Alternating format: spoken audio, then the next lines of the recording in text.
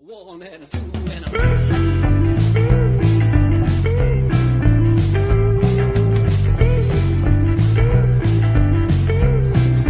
long box punk.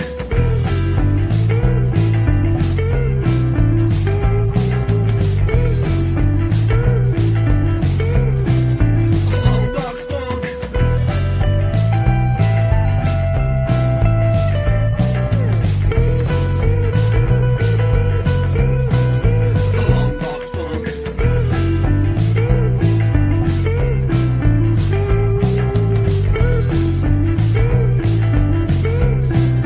Long box punk. Well, happy Sunday to you, viewer. You are not hallucinating. This is, in fact, a brand new live stream right here on Longbox Punk. That's me. I'm Chris, I'm the Punk, and I am joined today not just by an awesome indie comic creator, but also an incredibly supportive person of the show. You've probably seen his handle pop up from the chats in previous streams if you're a frequent viewer. I've got Gary Hodges with me. Gary, thanks for hanging out with me. Thanks for sending me the care package of comics last year, I think. I'm stoked that we finally get to talk about your comics on the show. Yeah, thanks for it's great to finally be on. Like, I've watched for however long, I don't know how long now, but I've watched for a while, so it's nice to actually be on this side of it. Yeah, it's a totally different feel when you go from like watching a show to then being on the show, and then after it gets posted being like, I did that thing, like that was me. Right. It's definitely fun, and it's always great to see other post punks in the chat. What's up, Ken? My dude up in Michigan hanging out. I wonder if you've got as much snow as I do here in Ohio. Gary, is it snowing for you right now too? Like, are you part of the winter? No, I'm in Phoenix, Arizona. Oh. So in fact, I could check the temperature, but I'm gonna guess it's probably in the mid 60s today. Yeah, and sunny and clear. So I mean, it's grueling in its own way, I'm sure. No, it's not. It sounds awful. Yeah. I think it's maybe like 22 degrees here and just a steady stream of snow. We're not getting the like crazy East Coast, like whatever New England is getting hammered with over the next 48 hours. They're expecting up to 20 inches in some areas. And it's just like, the blizzard coming to Boston. Like, if you're in the New England Northeast area, stay safe is all I'm trying to say. Get your bread early. You don't need 7 cartons of eggs. Just you don't need that. But neither here nor there. And also, like, kind of the beauty of live shows, and because it's been a while, I have to remind my brain how to do the show. So So thank you for being the one that I get to remember how to do this whole thing with. Let's start with your origin story. Yeah. My origin story? Yeah, like being a comic podcast. Yeah, it just fits, right? Like, how'd you get into comics? Where did it start for you? And then, like, you're a one-man show. Like, all of this is all you. The words, the artwork, the design, all the things. So, like, how did you get from young little baby tater tot Gary to now full grown steak fried Gary? I don't know what the we'll just go with this. We'll roll with this metaphor. Absolutely.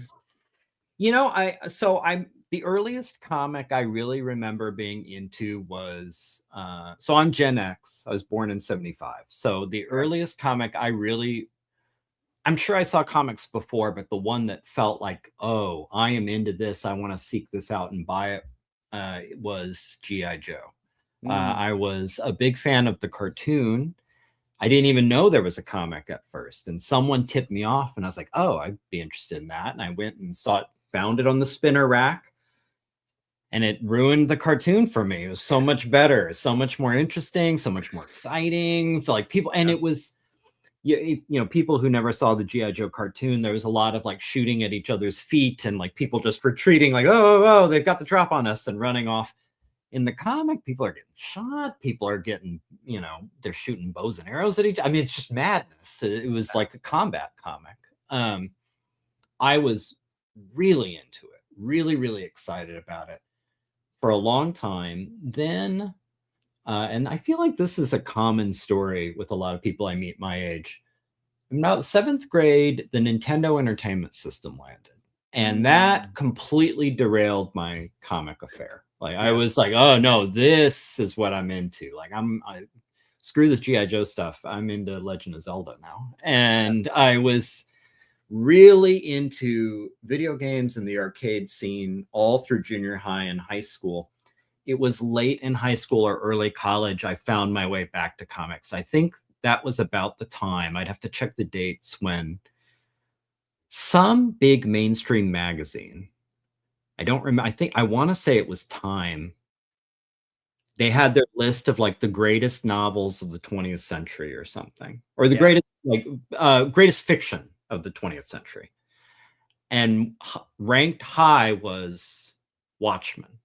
Yeah. And I had never read Watchmen. And I was like, well, that's intriguing. You know, I want to check this out. So I went and picked up Watchmen, and I was fully back in. Like, I was like, okay, this is, and it was exciting. Then it was all the big obvious, like V for Vendetta, League of Extraordinary Gentlemen, Dark Knight Returns, like all the big, you know, kind of more mature graphic novels.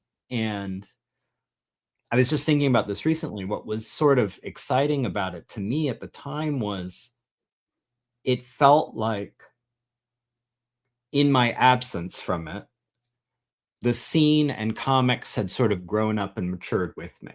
Like I'd left it, it was X-Men and G.I. Joe and, you know, and Spider-Man and like all the obvious things. And I was like, kind of like, you know, like that's great, but I feel like I'm growing out of it. When I found it again, it was like, oh no, this is some really rich, heavy stuff. And it's the kind of stuff I try to do too with my work. So I think that's pretty much my relationship with comics. And now I'm just fully in, where I'll read almost anything, but I definitely favor graphic novels, and I definitely favor more mature is pejorative because it sounds like you're slamming whatever would not be mature, whatever that is. But like I'm a hipster comic guy. Like I like Fantagraphics stuff. And I like to seek out weird European comics. And I'm more into, like, again, it sounds insufferable. I apologize, but my favorite comic, you probably haven't heard of it, you know, whatever. But it's a little bit of that kind of thing where I like kind of weird, niche-y, artsy comics. Yeah, the ones that like push the boundaries, that when we grew up, it was, this is what a comic book is. And now it feels like it's completely like people like us. I'm technically, I think, a millennial, but I'm the oldest you can possibly be as a millennial, born in 86. So like I grew up with the 90s boom happening, where it was just comics everywhere. And it was amazing and I loved it. And it was definitely for me. And, you know, my dad was encouraging, and my mom was like, you can't read books with women like that. And so like, it was a good mix of that stuff. So because they were separated, like my dad would take me to the comic shop and he would get me, you know, Savage Dragon and Spawn, and then and Wolverine, and my mom would take me and she was getting me the books that they had in the mall at like the Dollar Tree or whatever, and those were all like Valiant books and Captain America. And that's just those are the two sides that I had. And so like I didn't have any, I just thought like everything is superheroes, like everything is just heroes, because at the time I didn't recognize the vast difference in reading between like the Spawn books and like X-Men and Archer and Armstrong and Captain America. And it was just like, now, because I did the same thing, I fell out during high school because girls, and and honestly, like theater and show choir, I was way too busy to be reading comics and working 3 jobs. And I've always had multiple jobs, which is dumb. Don't recommend that. But at like in college, towards the end of college, I was just like, I like comics. Like I miss reading fun. I want to read more. And I used to love comics, and I still have the majority of mine.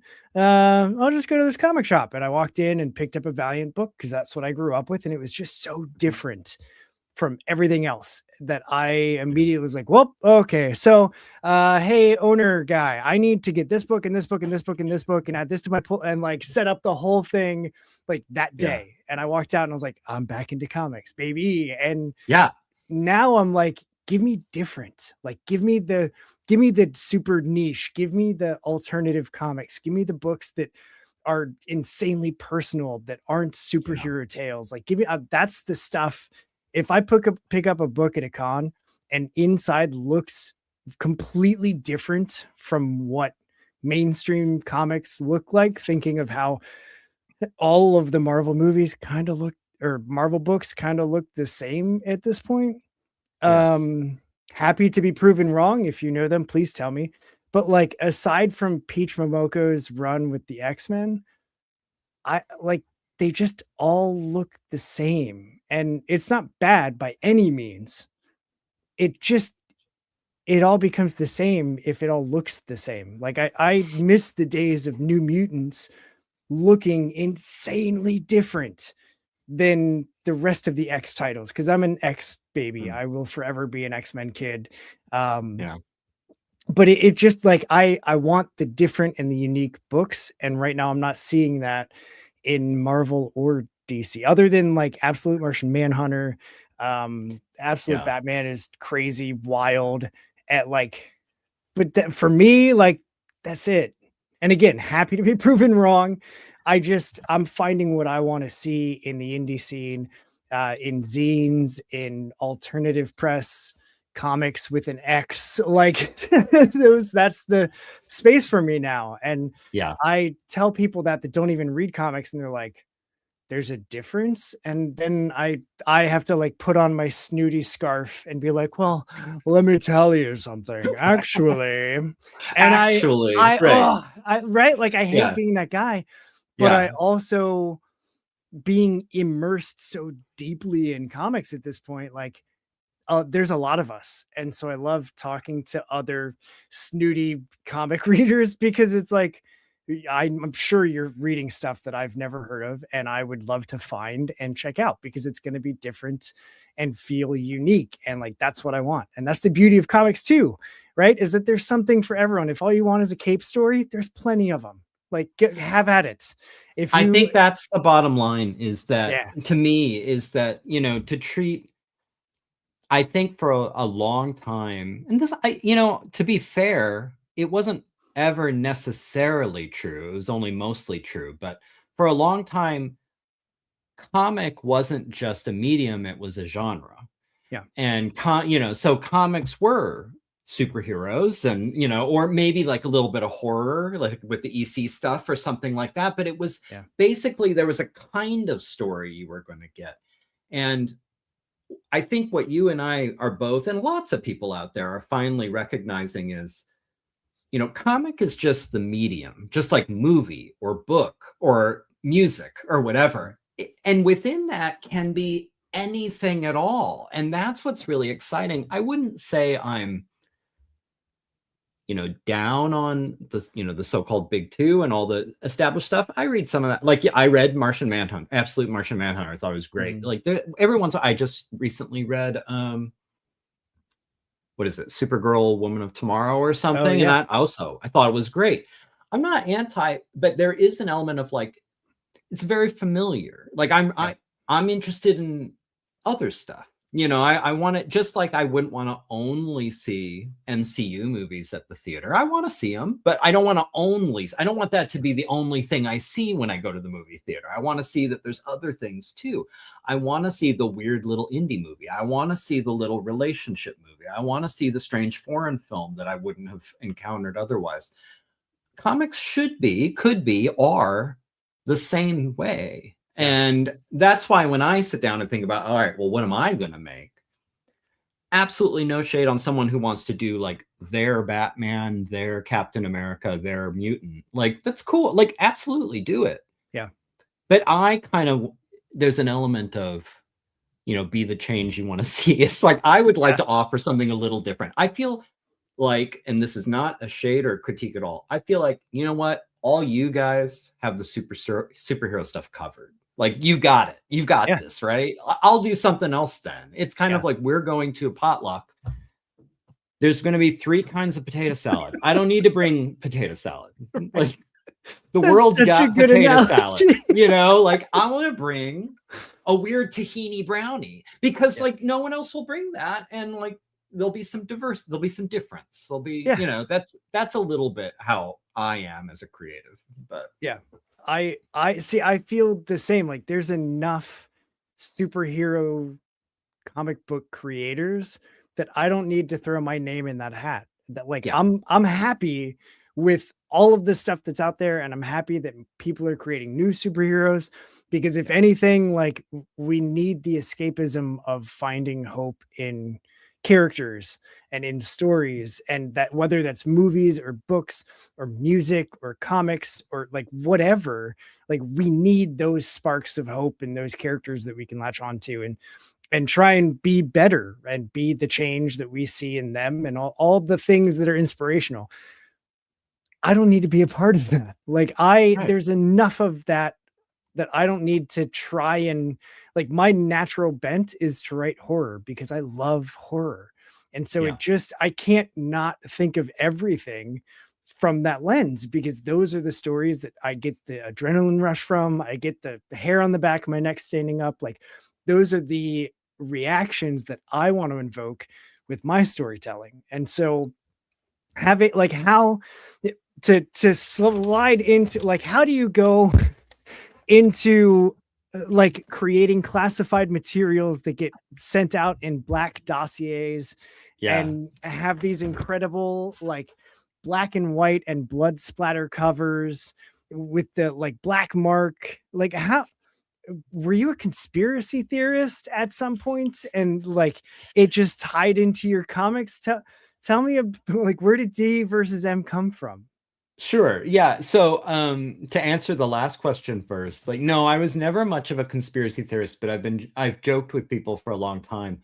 I always loved conspiracy theories. And this is the important qualifier, back when they were fun. Like, now I find them to be a little depressing and too real and too Yeah. dark. But Yeah. like back, like, for example, and now you may remember I know one based on our ages, you'll certainly remember Unsolved Mysteries. Mhm. But you might even remember In Search Of, which was hosted by Leonard Nimoy, and it was a Yes. very similar thing. But that genre of like UFOs, Bigfoot, the Bermuda Triangle, Stonehenge, like who built the pyramids, like that kind of, like, you know, era and genre of conspiracy theory, where the darkest and the most creepy you would get would be, you know, the JFK assassination, or you know, the Manson family stuff, like around that. It hadn't crept into weird, like, you know, the one world government and reptilians and, Yeah. you know, all this, where it's like, all right, now you're losing me. But 9/11 was fake, like all these just sort of like, okay. But Yeah. so I did always enjoy that. I never bought in, but I loved it just as the sheer entertainment. The sheer, like, yeah, I will absolutely read an entire Bigfoot book. I don't Yeah. know if there's a Bigfoot. I don't think there is, but I will read every page. You know, I just love, like, I love that stuff. Yeah. In terms of where this came from, the comic, DvsM, the story is, it's strange how these things will find you. I had a friend, this was about, it was a little more than 10 years ago. I think it would have been 12 or 13 years ago. I had a friend who she was organizing a dinosaur themed convention. It was going to be DinoCon, like a Comic Con, Amazing. but like DinoCon. Yeah, great Yeah. idea. And she had like conceived it with her husband, and they were kind of putting it all together, and they were going to have a little merch section. And she knew I was an artist, and she came to me and she said, we're going to have a merch area. Do you want a table? Like, is there something you would want to make that you could sell? And like prints or something. And I half jokingly suggested like that. I mean, that's a lot of work. It's a lot of work to sit and do a bunch of drawings. Not, by the way, not as much work as making a comic, but it's a lot of work. And I couldn't decide if I really wanted to do that. And I half jokingly pitched, like, I'll do it if I can just sell prints of like dinosaurs fighting robots, something like that. And thinking she'd be like, come on. But instead she's like, oh yeah, do that. That sounds amazing. You know, so it's like, all right. So I put together, that's how this DvsM, which was originally going by Dinosaurs versus Marsbots, you can see in my little handle here. That's what it originally was. I made 6 prints. Tyrannosaur fighting a robot. I had a Deinonychus like in an alien with a ray gun trying to shoot it. I had like it was just a dinosaur and it like fighting some sort of alien. Yeah. And I had 6 prints. And then I was like, I feel like I need something else. I can't just sell prints. So this was so low effort. I did a black and white version of each print on 8.5 by 11. I had some text on one side, like some lore. It was stories from this apparent dinosaur Martian war that had taken place. Like and it was, you know, it's just these little accounts. And they were black and white. And if you bought all 6 of them, I would throw in a free box of crayons so you could color your own like that. And that Nice. it was, yeah. And this is the kind of thing you put together when a friend comes to you and says like, oh, we're going to do this weird dinosaur con. What do you want to do? And it's like, it was very low effort, very fun, very silly. Yeah. Very B-movie Mars Attacks, like winky, tongue-in-cheek. Yeah. And it was kind of I mean, it's not like I was able to quit my day job, but it did well. Like people were into it. And so I was like, all right, well, this is interesting. I guess I'll do the Phoenix like the big Phoenix convention, which at that time was Phoenix Comic Con. Now it's Phoenix Fan Fusion. I was like, I'll give that a shot. I'll get an artist alley table and see how that goes. Made 6 more prints, so now I had 12. Put together all 12 into like a coloring book rather than the loose leaf sheets. So it was like this coloring and activity book. And I just liked the gimmick of, oh, it's top secret material in coloring book form, you know, and I was dispensing. I just is so silly. And so I put that together. Also, if you bought the coloring book, I'd throw in a box of crayons, sold the prints. That did well. And so I for a couple of years, that's what this was. And every time I did a convention, people would come to the table every time and they would look at everything. Maybe they would buy some things and they'd say, this is great. This is great. Are you going to do a comic? Like, you should do a comic. Like there should be, I want a story. I want to know the story of like, you know, how all this is happening. And for the first year or two, I was like, no. Like what is the story? Like, there's no story. Like it's, you know, a dinosaur biting a robot. Like that's the story right there. Like, it's like, I don't know, the end, you know, like it's like, but because I am, you know, I've got an art brain and because I like to write, it planted the seed of like, I started thinking to myself, like, if I did do a comic, like, well, what would it be? It's a dangerous phrase. And as soon as you do that, I'm telling you out there, if you're at home thinking like, as soon as you start thinking like, well, what would it be? And you start playing, well, maybe I would do like before you know it, you're in it. Like you are up to your knees in this tar pit, you know, of like, I guess I'm doing this. You know, and it got to the point finally where it's like, I'm going to give it a try. So I did an outline. I had a concept and I did an outline for, it was going to be a limited series. It still is 6 issues. Each one more or less standalone, but taken together, you get this bigger picture. And did the first one.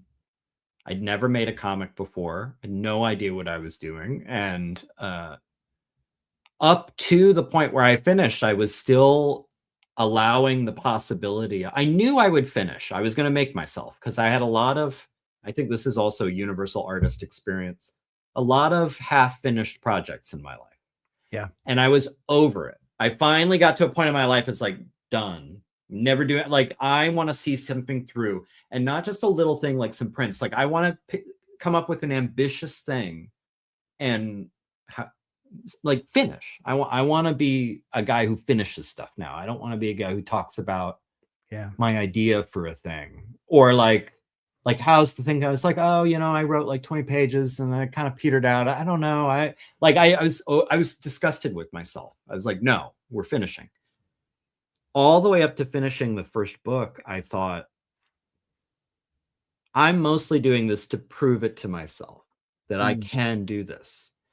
And maybe I'll release it. I don't know. You know, I all the way to the end. And finally, when it was finished, I liked it. And I felt I was happy enough with it where I was like, all right. So, and I got it printed at Comics Wellspring, which I recommend if people are looking for where to get your stuff printed, because they will send you a physical proof, which is, you know, I can't tell you how many stories I hear from indie creators where they're like, I sent my thing off, it showed up, it was all wrong. You know, like there's or it didn't print right, or the pages were cropped wrong, or like go someplace where you can get a physical proof, like so you can see this is what it's going to look like and you have a last chance to fix things. Yep. It showed up, and that feeling, look, I'll tell you, going to conventions is fun, meeting fans is fun, selling your book is fun, making a little extra money is fun. All that stuff is great. For me, nothing beats the high of working on a book for a long time, sending it off, and then the proof shows up and you get to look the first time. You had this experience because you did your Kickstarter. Yeah. The first time you hold the thing you made, like you're chasing that high for the rest of your life. Like that is such a crazy feeling. And like once that happened, I was like, well, now I'm hooked. Like now I'm gonna see this through. So now I'm 4 books into the 6-book series. So it's awesome. I love there's so many things that you touched on or that like led to this series that I love just hearing of. The like it started as a joke. Like it was just like a half serious thing. And like that's how us curating our first anthology happened. Is like I just said it as a throwaway line on a live stream, and my creative partner was like, yeah, but what if we did? Like, let's just do that. And it just something like him repeating it back to me was oh shit, we're gonna do this thing. Like we're gonna do an anthology now. And so isn't now that crazy? Like it's just and for us, because of our like just past of very DIY, very like going to the garage shows and supporting your friends with like the $3 that you have that you end up just passing back and forth between friends. Like it just is the like, I don't know how to do that. Well, who cares? Let's just figure it out. Like you don't know how to ride a skateboard until you get on a skateboard. You don't know how to like go to a show and like, you don't know how to do the thing until you do the thing. So just don't worry about not knowing and just do it. And you saying like, I never made a comic before. Like, what do you do? How do you like, luckily for you. And I say this as just a primarily writer, like you're a one-man show. You're doing the writing, you're doing the artwork. Like it's almost probably harder for you because you don't have the sounding board of like the writer and or artist to be like, hey, how do we do this? I don't know. I got this guy though. Like I can ask him, like, how did you, when you were going through that first, like changing it from just doing the prints and then making it into the full blown first issue? Like, how were you learning those things? Was it a lot of Googling? Like, did you have friends that were making comics? No, I didn't know anybody who had made a comic. And I think that, and this is also, I think the experience of most creatives, which is one of the reasons why I think, for example, what you do is so important is I think you find once you get out of school, especially you don't have art classes or whatever, your odds of meeting a fellow creative on the street get really low.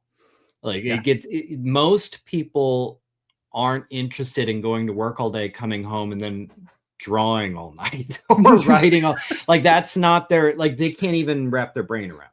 Yeah. And so the odds that you in your adult life are going to cross paths with someone who also wants to make a comic, or also wants to write the great American novel, or also even wants to be in a garage band or something, it's going to be single digit percentages of the people you meet. Most people are like normies, and God bless them. Like, Yeah. it must be nice. They want to come home and watch Netflix.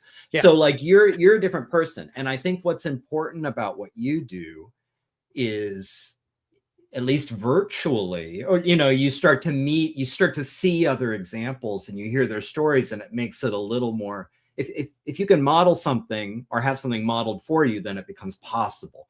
Yeah. I knew no one who had made a comic. So I did what any kind of dorky guy would do. I went to Amazon and typed in how to make comics and looked for books that came up. And there's like the Scott McCloud book that everybody knows. There's, like all the big books on like, and those actually, even though they're very 101, they're extremely helpful. Like there are things that would take you, as with all things, a long time to learn through trial and error on your own. That if you, and like, for example, one of the most basic things that I think about every day, like when I'm making a comic, is the science and the logic of page turns. Like thinking about the actual physical experience of reading a book, and understanding that if you have something that's a surprise or a shock, or like, a kind of a splashy thing, something that you want the reader to kind of run into, it needs to be basically on the upper left of the left-hand page when you turn it. So it's the first thing you see. If you have it on the right side, like with your peripheral vision, you'll be reading and maybe you're not there yet, but you will see it. So you will see the guy get shot, or you will see like, the woman lose her dress, or whatever weird thing you're doing where it's like, surprise, and so thinking, and that requires a lot of technical breaking down all your panels. Like this is going to be all the visuals you're going to see in my book, and arranging them in a way where it's like making sure the stuff is where you want it when you're turning pages.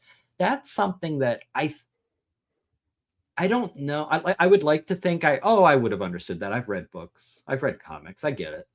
I don't know. I think it would have taken me a few where like what I thought was a big reveal fell flat before I realized like, oh, I'm undermining it with the order and when I'm presenting information.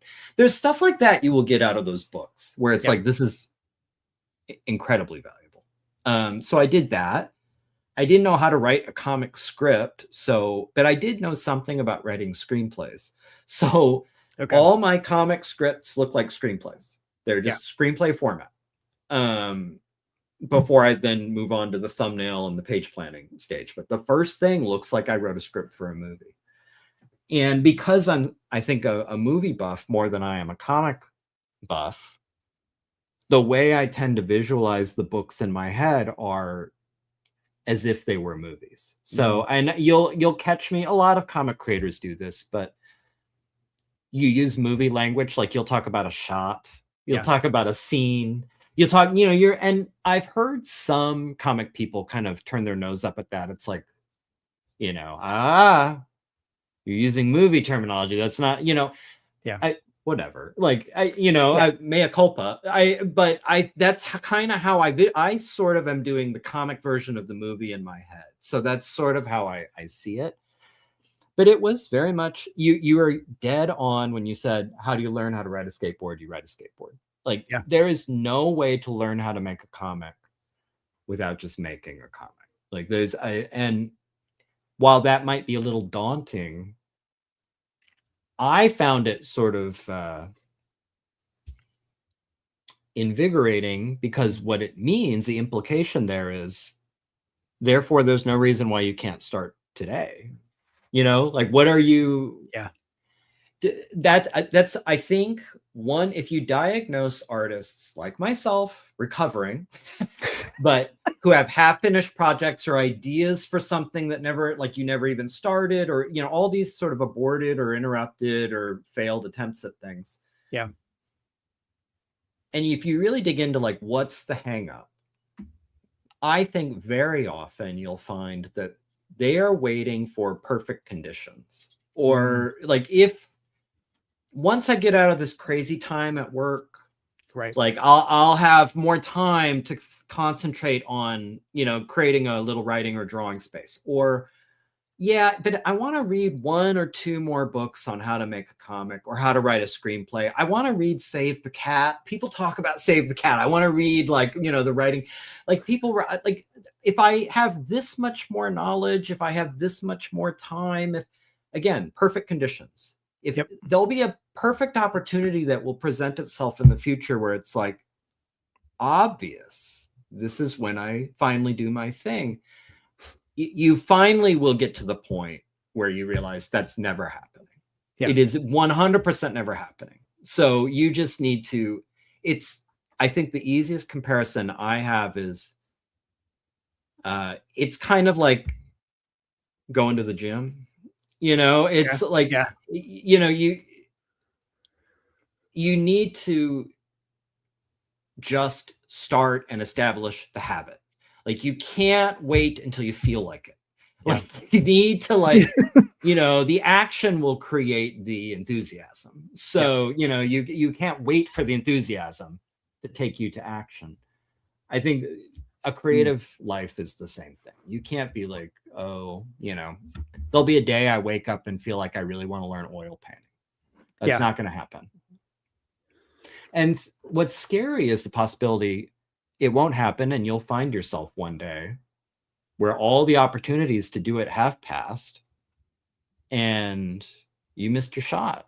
You know, you're 84. Yep. You're not making a comic now. Like you were waiting for the perfect time, and that's not happening. So see, I would argue that every time you're thinking about it is the perfect time to start making it. Yeah. Because you like, it's so good. Like I just want to take what you just said and like just repeat it, and every creator or would-be creator or creative person or person in general that wants to better themselves, like just listen to this, because you can't wait for the perfect anything, because that doesn't exist, right? Like I started making this comic in the midst of completely changing career paths, and like my daughter had just turned 18, so now we're looking at colleges and like all of this life change, and like my parents are aging because they're parents, and so, you know, dealing with that, and and that's when I started making comics. And it was like it's not a matter, I forget who said it. They're like, don't wait till you have free time, prioritize time to make free art. And it was just like, if I look at the time that I spend sitting and scrolling on social media or just turning off my brain and watching whatever zombie show my wife is watching on Netflix, like there's so much time there that if instead of doing that, I decide, you know what, even if I don't do anything but like silly little doodles, just creating that rhythm of, I just want to create something today. And it like, that's how it starts. And it's like a snowball, and you start with a tiny little pea-sized shape of like hail at the top of a mountain. And if you just push it a little bit that first day, it picks up 3 snowflakes. And then a little bit the next time you pick up 7 snowflakes, and then a little bit. And suddenly you've got this massive boulder of snow, and you're creating every day, and you've got the rhythm, or every week or every month or whatever the cadence is, but it like you've established it. And once it's established, then suddenly someone's like, hey, can you like, let's go hang out and grab a beer on Monday. No, sorry, that's my day to create. Like I can't, this is the thing that I do. And it just, that's what it is. Like my sister completely flipped her life when she stopped drinking and started working out. And then she pushed that further, and now she competitively like, that's dumb. Competitively competes. She's a competitive fitness model. Wow. And she like even when we go together, she only eats whole foods. She eats like every 3 hours. It's highly regulated. My parents don't understand. And they're always like, oh, are you bringing sweet potatoes again? She's like, yeah, I am. Yeah. That's this is my life now. Chicken and sweet potatoes. Yeah. Or chicken Yeah. and acorn squash, or like, this is what I eat now. And it was, and it just like, once you get into, and she never would have done that when she started, right? Like it had to start with, well, I'll just stop sugar. I'll just stop sugar, and I'll stop drinking, and I'll stop drinking caffeine, and I'll only drink water and sports drinks and Red Bull, because Red Bull. Yeah, And, it starts with doing more than you did yesterday. Yep. Like that's the simplest way to break it down. Yesterday I wouldn't do, like, you know, if assuming it's an art thing. Yesterday I didn't do anything with it. Today I'm going to make some notes, or today I'm going to doodle, like you said, or today, like just more than you did yesterday. That's it. That's a minimal, you know, you can achieve that. And it's something that, you know, I used to say a lot. It's especially like for me, it takes me, my books are long. They're usually about, they range from 40 to 60 pages, but they're generally closer to 60. And because I have a day job, my drawing rate is about a page a week. So you do the math, like that's about a year of drawing, you know, to do a book. That's pretty much almost every day, coming home from work and like, okay, like having dinner and visiting, and you know, it's like, all right, now I gotta draw if you want to stay on top of it. And but my thought has always been, and I think anyone who does this, they can relate, a year from now, what's going to make me feel better? Being really caught up on my Netflix, or having a thing that I made, you know, that like took a lot of time and effort and heart, you know, like what am I going to get more satisfaction out of, you know? And it's, when you frame it like that, it's like, this is easy. But also I think you said something that was very close to this. It's like, make your art or your dream or your whatever we're talking about, make that your recreation. Yeah. You know, like I'm always skeptical. There are people who are like this, but I'm always very skeptical when people say like, I don't really have time. Like yes, there are some people working 3 jobs and they have 4 kids and they all got to go to soccer practice and they're a single parent. Like I get it. There are people who are like, it's all they can do just to keep their head above water. Yeah. 100%. That is not most people who are saying, I don't have time. You know, it's, when they say I don't have time, it's like, I don't believe you. You do have time. You have 30 minutes a day you can carve out. And the way I generally think of it is, if your job said, sorry, guys, we're all behind, everyone's going to have to do an extra half hour a day on their shifts, like you would make that work. You know, if so if you can find the time, you know, there's also, and I do not advocate this because it will eventually make you fray and fall apart, but I always liked the Arnold Schwarzenegger quote where, you know, he's talking about working out, but he's like finding the time, and people were like, well, I don't understand. I work this long and I commute this long. I got to eat, I got to do this, and I sleep 8 hours a night. And Arnold Schwarzenegger's response is like, you got to sleep faster, like sleep faster. 7 hours. How about 6.5? Here's like, what you know, need to do. You need to sleep faster. Get into bed and then get out of the bed. Yeah. Then you can go to the workout and bang clang at the gym. That's not bad. That's really good. Yeah. But it's, but I think the point is like, you can't, a half hour a day, you can't find a half hour a day. Like if that's true, I feel for you, but I don't buy it. Yeah. Most of the time, I just don't buy it. I think if you really looked, you know, it's like, I can find a half hour. I can squeeze in a half hour. What about your lunch break at work? You bring your journal and draw at work. Like that's, I mean, you can do it. I believe you can do it. Yeah. And it really is about what your priorities are, right? Like, are you going to choose to prioritize like sitting and just like turning off your brain? And I get it. I've had plenty of nights this year specifically, and we're only in February, where it's like, this has been the longest like 6 months of my life in 2026. Yeah, no kidding. It's insane. Though, Yeah, go ahead. Go ahead. There's times when and it goes back to the like, how many books do you need to read before you start making your book, right? Like Yeah. I was a really good student. I love reading, I love learning everything I possibly can about the thing, especially if I'm interested in it. So Mhm. when I started the show, I just wanted to talk comics. I didn't set out to like make comics my life. I was just like, I Right. just want to talk to cool people about comics and music. Like that's what I want to do. And Yeah. then suddenly it was hearing people talk about like, yeah, I just started doing it. I just started telling stories. I just started Yeah. writing. I just started drawing. And I was like, you just did it? And they're like, yeah, you just do it. Yeah. Just And start. so I was like, okay, well, I'll get the books. And so I've got books that you can't see. They're just off screen, but I've got the Mhm. Scott McCloud book. I've got Yeah. like writing comics. I've got like the art of storytelling. I've got like 4 or 5 like Yeah. library books over there that I bought because this is what I need to make comics is I need to learn how to make comics first. And I read like 3 chapters in each of them. And then I just get to the point where I was like, I need to stop. Like, I just need to go. I just need to make the thing. And Yes. I do I know what I'm doing? Not 100%. Is that going to stop me? Has that stopped me before?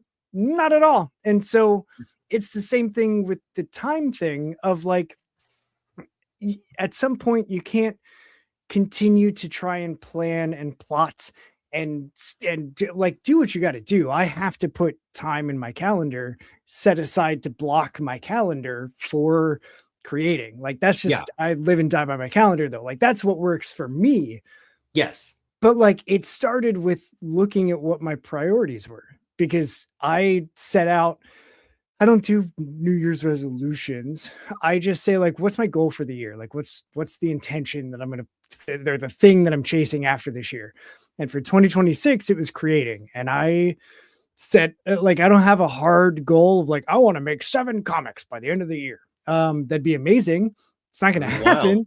Yeah. But No. like, if I just go into it with I'm just going to write as much as possible and maybe make a couple one-page comics. And how do I do that? Oh, well, if it takes me an evening and I just write and then an evening and I just do pencils and then inks and then colors, like in a month I could have a page comic.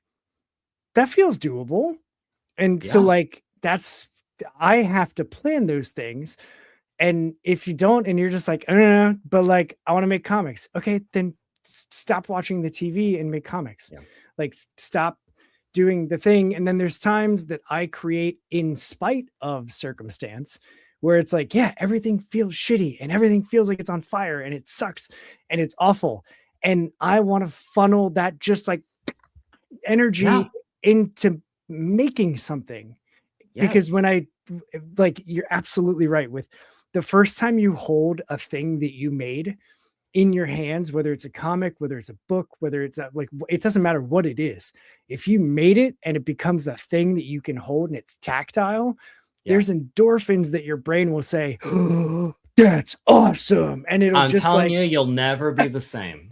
You'll it's never be the better. same. It's better than any drug that I've tried. Like it is. I've never like the high of holding a thing and going, oh my God, I made this. Like this Yeah. started as an idea of Yes. just like, I want to make something cool. And now it's physical. Like it's just, And what we're talking about, the day-to-day slog of it. And even though Yeah. I always am kind of careful to caution with people, the day-to-day process of like keeping at it, working toward a goal, it is not always fun and maybe rarely, but it's satisfying. And that's different. Satisfying is different from fun. And Yep. and I think you need to be in for satisfaction. If Yeah. you're in for fun, I think you're going to have a rough go. Like I worry about how well this is going to or how I don't but you know, at the same time I'm going to walk that back because and you were suggesting this before. I'm always cautious about giving specific advice on how to make a comic or how to do a thing because I really do believe Like if you buy 5 different how to write books or how to make a comic books or how to draw books, you're going to get 5 different ways to do it. Yep. And all those really are the author saying, and sometimes they're self-aware enough to say this. Some aren't. This is what works for me, and it may or may not work for you. And I think it always needs to be framed that way. It's like I can walk people through every step of my process. This is how I am productive and get work done and out. Yeah. You might need to do it a different way, and you might, but I do think sometimes it's useful to hear people's process, if for no other reason than to see the photo negative. So like I might walk you through my process and you'll be like, that sounds like a bunch of bullshit. Like I could never make that work. That sounds terrible. Yeah. Like, how could he? No, that's not the way. Okay, now you're getting closer to how it would work for you. If you're saying like, I couldn't sit and write it screenplay format, I want to do it Marvel method. I'll draw all the pictures and come up with the story, the dialogue later. It's like, all right, sounds like you're closer to how you're going to do it, by seeing my bad example, you'll find your own way through the forest. I think that's also critical. But again, you're never going to figure it out until you start just chipping away at it. Yep. If you know what your no is, that also means by default that you know what your yes is. So It if suggests a yes. Yeah. like that sounds like, and when I first started talking to creatives on the show, also, I just got Paul. Oh, thanks, my man. I appreciate it. Now you've got 2 orders that you got to send out. Nice. I will get it out tomorrow. You're going to dig it, Paul. This DvsM is fantastic. And you'll get the black classified material. Don't be like me and be scared to open it because you don't know what it is. It's full of rad comics, so you want to open it. But I completely lost that didn't know it to know it the yes. When I started the show, the hamster got back on the wheel. When I started this and I was talking to creatives about and I started thinking like, maybe I can make a comic, which is again dangerous because then it just leads you down this path of it's work and it's revisions, it's edits, it's not always the glitz and glam of like, look at my book. It's sometimes like, oh God, I'm stuck on, I got to rewrite these last 5 pages because it doesn't work. Yeah.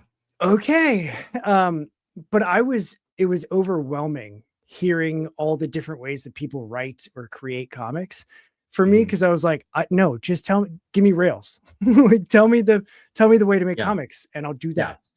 And then it got to a point where I was probably the same time that I was tired of reading the like chapters and getting different advice. And I was like, well, if I'm going to get different advice, then there's no one way to do it. And if there's no one way to do it, then there's no wrong way to do it, which means any way I do it is the right way for me. And like, that was a perspective thing that I'm pretty sure I was like sitting in the lobby at my church, like sipping coffee, staring at a blank Word document. And I like had that shift. And then suddenly I was like, oh, I can just start writing. And like, I banged out a script from an idea that I had like in the next 45 minutes. And I had like a 4-page script because I was so stuck on the how that I forgot to just go. And that you can go. Like, oh, there's no wrong way. Like, oh, okay. Right. Cool. The only metric is like, are you getting there? Like to me, like, are you finishing stuff? Like, and if you're finishing and you're happy with it, sounds great. Sounds like you've got a great process, I like, and it's all going to be different. Like the analogy of, it doesn't really matter how you get to the island, whether you rowboat or you parachute onto it or you swim, like, are you getting to the island? And like, that's the metric. Everything else is kind of, it's interesting to hear, but it's sort of irrelevant to how are you going to do it? I think, and there's a sort of a natural selection to exploring different processes where the ones that aren't going to work for you, you're going to abandon fast. Yep. You know, so if it's like, well, I don't like to write that way, it's like, you know how you're going to know, because you're going to stop writing. Like that was clearly not the way to do it, you know. But Yeah. I feel like the only commandment for this stuff is butt in chair. Like you've got to carve out time, and it's got to be a regular, like it's not when you feel like it. Yeah. It's not just whenever time, like opportunity presents. Opportunity presenting is bonus time. Like that's when you do like extra. But there needs to be, again, like the gym, like anything else, it's like I'm picking this many days a week and these times. You said it before. It's amazing how the moment you decide, I'm going to do this, I'm actually going to make this a priority, you'll tell your friends or your family or whatever, and they'll be like, that's awesome. That's great. I'm glad you're finally, I knew you could do this. Like they're very excited. The next effing day, they'll be like, so we're all going to Cancun or whatever the thing is, you know, and it's like, no, like I have a thing. Like, I'm sorry. You got to treat it almost like second job, where it's like, I can't, I'm booked. Yep. And it's amazing how the people who love you most, like, will also become, in some cases, like the devil, like tempting you. You know, it's like, well, yeah, but you can go out to the bar tomorrow night, right? It's like, no, that's my perfect night to draw. That's my perfect night I'm writing. I'm revising. I gotta go on a YouTube show and like talk about, like, I gotta go to a convention. I gotta, whatever the thing is. Like, I know this is my thing. We talked about this. Yeah.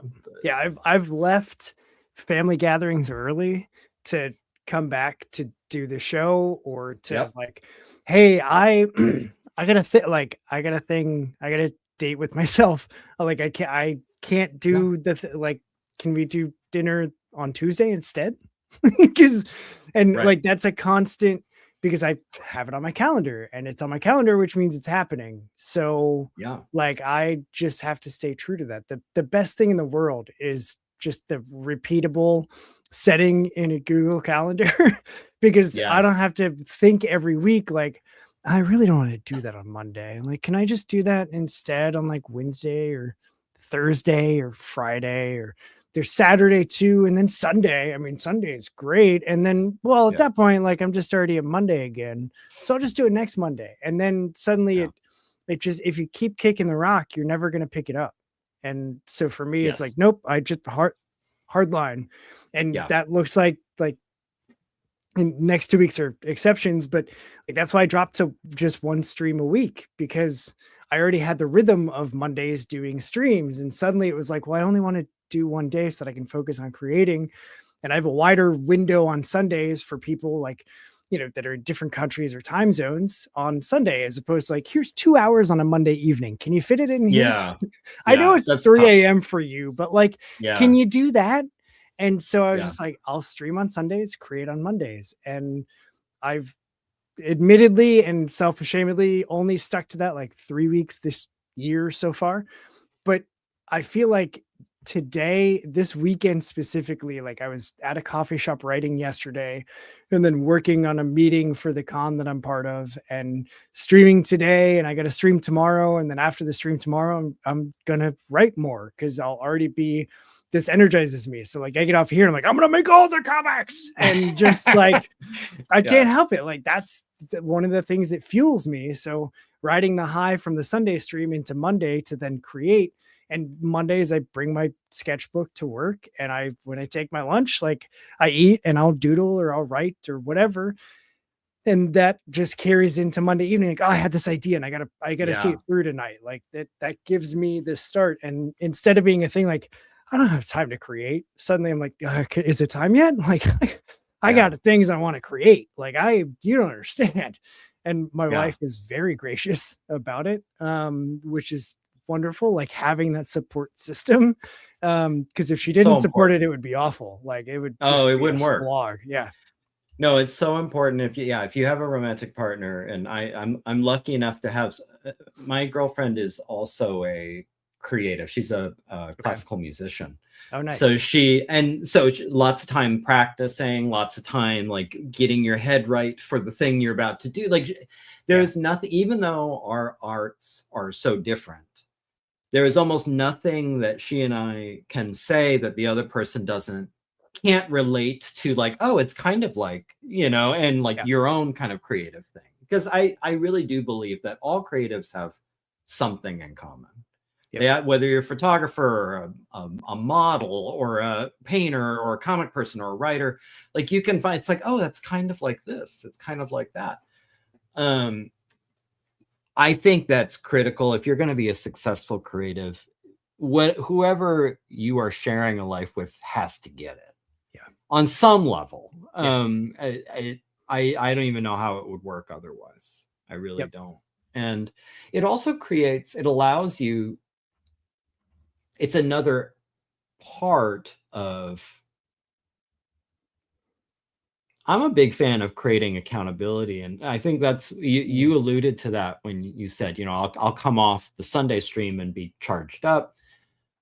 I think one of the most useful things a creative can do, especially if you don't know any other creatives in your, real life, in your 3D life, to find your online creative community. Yes.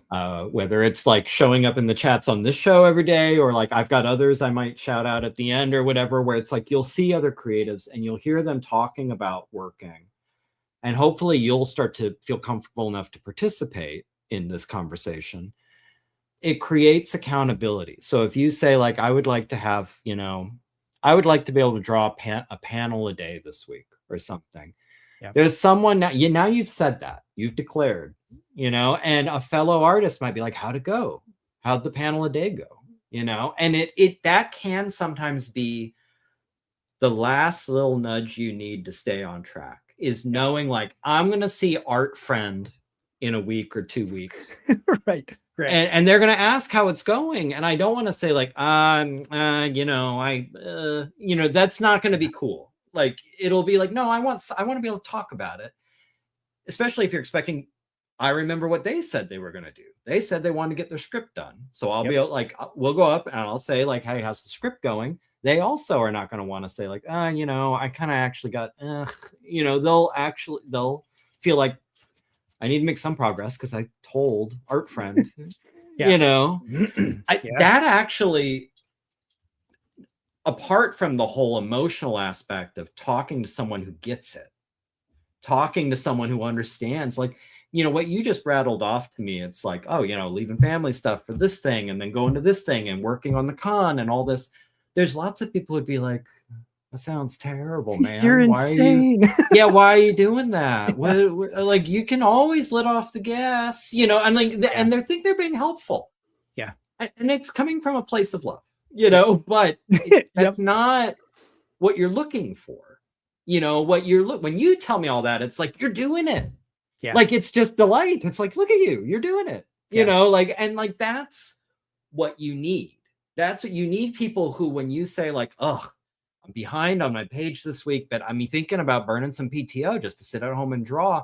You don't want people saying like, PTO to draw your comic. Like, you want people saying like, get it, man, get it. Yeah. Like, do it. That's what PTO is for. Yeah, exactly. Yeah. That's what you want. I wish I could do the same. Yes. Yes. Yeah. Exactly. That's awesome. Yeah. So I've got it linked, but if you want to be awesome like Paul and you want to get DvsM, I have the first 3, so I also need to... and here's the new 4th. There's the 4th. Yeah.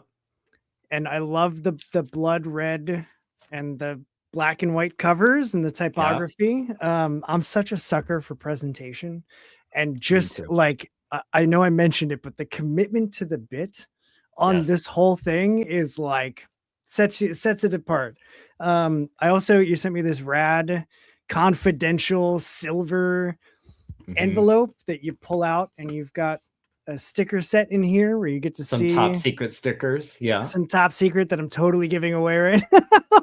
That's fine. You gotta read the book to understand, dude, this image, like, this is definitely my favorite head and shoulders Thank above you. all the rest of them. Thank you. Because what else would you do if you're looking at a flying saucer, but just like Stare. Yeah, just like I'm not doing anything other. I'm not getting my phone. I'm not running. Yeah. I'm just like dumbstruck. Like, yeah, what? yeah. So What- yeah, it's the all linked branding- here. Oh, thank Go you. ahead. Go ahead. It's I've got the Etsy link below where you can pick up all of the books, and that you've got the dossier on there, the first 3. So you would also get this guy, plus the 4th issue. It is 4 of 6, so there are still 2 more coming. Every time I hear or think about like 2 more still to drop, I think of ICP, and I know that there's going to be judgments. But like, there was a time that I was a big ICP fan, and on their Great Malenko album, they're like 4 cards down and 2 more still to drop, and it just like, that's your book. I never thought of that, but now it's like, oh, I'm gonna have to do an Instagram post where I can somehow. 2001 is There you your go. Great Malenko.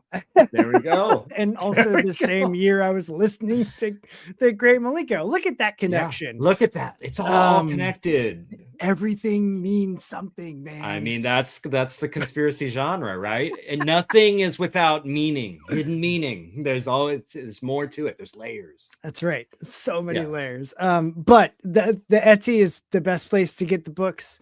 Yes. Where can people find you on social media?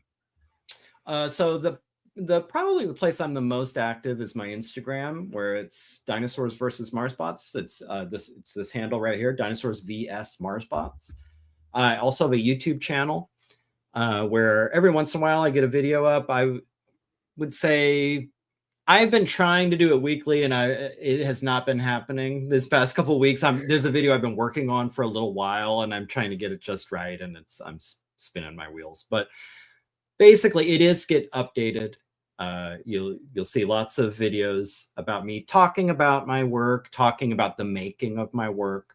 There's also usually links to, or I have a playlist of appearances, which this will be in there. But anytime I show up on somebody else's comic show and talk about making comics, those are the 2 big places to find me. Both of those have my link tree, which will take you to my Etsy shop where you can pick up the books. Nice. And I believe it's your Instagram and YouTube that I have also linked below. Great. So 2 taps and you just expand the details on this episode, and then you can find and follow Gary everywhere. Just because I would be remiss if I didn't ask, what's your favorite dinosaur? I've always been a big fan of Deinonychus. Deinonychus is it's like a raptor type, if like Jurassic Park language. It is actually what Spielberg based the raptors in the movies off of. The actual, this is getting into dinosaur geek stuff, but the actual velociraptors were fairly small. They were kind of wolf-sized, like not particularly big. Yeah. Deinonychus is closer to the scale that you see in the Jurassic Park movies, where maybe about as tall as a man, a little more of a threat to a human being.